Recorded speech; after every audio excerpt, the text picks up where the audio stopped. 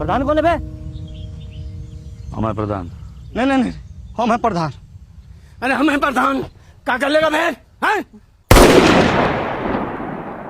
पंचायत 3 में प्रधान जी को किसने मारी गोली, पुलिस कर पाएगी इसका खुलासा। प्रधान जी बने रघुवीर यादव भी कर रहे पंचायत 4 का इंतजार। सुनिए पीपल्स अपडेट में ये एक्सक्लूसिव इंटरव्यू।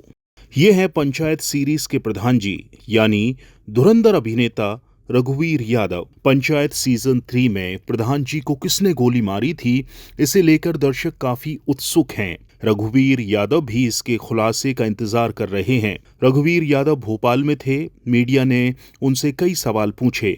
सुनिए रघुवीर यादव ने क्या कहा। आज भी मैं सीखता रहता हूँ और यही मैं कहूँगा आजकल के बच्चों से कि भैया सीखते चलिए। कोई मंजिल मैंने तो कोई मंजिल नहीं बनाई, मैं तो बस रास्ता बनाते चलता हूँ कि बस रास्ता बनाइए, सीखते चलिए, जो कुछ होना होगा होता रहेगा। अपना ईमान, अपनी नीयत बस वो साफ रखिए।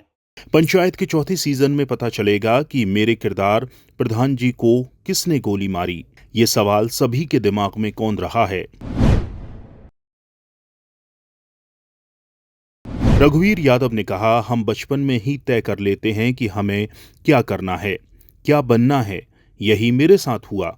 जबलपुर के पास मेरा गांव आधार ताल है, जहां मैं बचपन में बैलगाड़ी चलाता था। वहां पर 3-4 साल की उम्र में एहसास हो गया कि ईश्वर ने जो दिया है वो पहचान लीजिए। बचपन में ही तय कर लेते हैं कि हमें करना क्या है या बनना क्या है या होना क्या है। यही सबके साथ होता है, मेरे साथ भी यही हुआ। तो मैं तो बिल्कुल ऐसे देहात का शख्स हूँ, बैलगाड़ी चलाता था, भैंसे चराया करता था। जबलपुर में एक छोटा सा गांव आधार ताल, वहीं से मेरा ताल्लुक़ है। और वहाँ मुझे मेरे ख्याल से 3, साढ़े 3, 4 साल की उम्र में एहसास हो गया कि ईश्वर ने जो दिया है उसे पहचान लीजिए। रघुवीर यादव ने बताया, मेरा ताल्लुक म्यूजिक से था और अब मुझे महसूस होता है कि म्यूजिक एक ऐसी विधा है जो संयमित जीवन जीना सिखाती है, जिसके जरिए आपको सब कुछ मिल सकता है। मेरा ताल्लुक म्यूजिक से था और अब मुझे महसूस होता है कि म्यूजिक एक ऐसी विधा है, एक ऐसी जीने का, एक जिंदगी जीने का सलीका है कि मेरे ख्याल से सब चीज उसके जरिए आपको मिल सकती है। रघुवीर यादव ने कहा कि पहले के समय में पापड़ बेचने वाला, चूरन बेचने वाला, भिखारी सभी सुरीले होते थे। उसी माहौल की जो तासीर थी वह अभी तक मुझ में है, जो मैं भूल नहीं सकता। ऐसा लगता है वह सारे मेरे गुरु हैं। सबसे पहले जो मुझे म्यूजिक का हुआ वो एक चूरन बेचने वाला था। वो चूरन बेच के चला जाता था।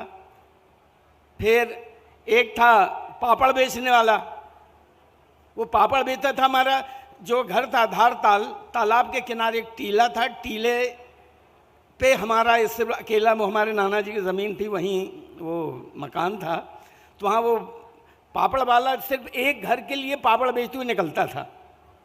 तो मैं बस उसकी आवाज़ सुन के पहुँच जाता था। तो दूर से खेतों की मेड़ों से वो पापड़ बेचते हुए निकलता था और चिल्ला के पापड़ बेचता था कि मूंग का पापड़ लो, उड़द का पापड़ लो।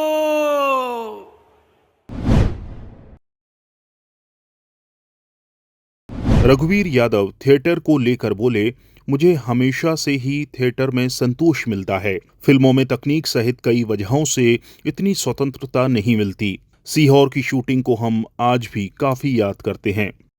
जिंदगी का जो सलीका बस ऐसी छोटी जगहों पे, गांव में, कस्बों में, वो जो पारसी थिएटर के साथ में था वहीं मैंने सीखा। और फिर ऐसे ऐसे गुरु मिले जिन्होंने काम को ज़्यादा महत्व दिया।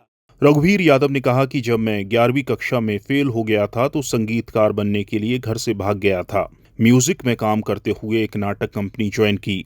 मुझे सीखते रहना काफी पसंद है और वहां पर पता चला कि एक्टर के लिए डांस, गाना, फिटनेस सब कुछ लाजमी है। तभी से अभिनय का सिलसिला चालू हो गया। हायर सेकेंडरी में फेल हो गया तो सबको मालूम है, कई बार इंटरव्यू में बोल चुका हूँ। और मैंने एक पारसी, क्योंकि कहते हैं चाह को राह, कि मैं चाहत थी मेरी कि मैं ऐसा काम करूं कि जो मुझे ज़िंदगी का सब कुछ मुझे सीखना पड़ जाए। तो मैं वो पारसी थिएटर में चला गया। वहाँ मैं 6 साल बिल्कुल खाना बदोशों की तरह मैंने ज़िंदगी गुजारी, और वहाँ मैं जो भी था वहाँ सीखता रहा, म्यूज़िक, एक्टिंग। और उस वक्त मुझे पता लगी अभिनय क्या होता है, अभिनेता क्या होता है। अभिनेता को दुनिया का हर काम आना चाहिए, हर, चाहे घर की सफाई हो, चाहे खाना बनाना हो, चाहे झाड़ू लगाना हो, चाहे कुछ भी। सबसे पहले अपने आप को कैसे जिया जाए, जब तक वो सलीका नहीं आएगा तो आप एक्टिंग नहीं कर सकते, एक्टर नहीं बन सकते। तो ये बात मुझे लगी और मुझे लगा कि वाकई हमें सब कुछ सीखना चाहिए, और आज भी वही जारी है, आज भी मैं सीखता रहता। आपको ये इंटरव्यू कैसा लगा? अपने सुझाव कमेंट बॉक्स में अवश्य दें। और हाँ, पीपल्स अपडेट का यूट्यूब चैनल सब्सक्राइब करना ना भूलें, ताकि आपको इसी तरह के मजेदार वीडियो देखने और सुनने को मिलते रहें।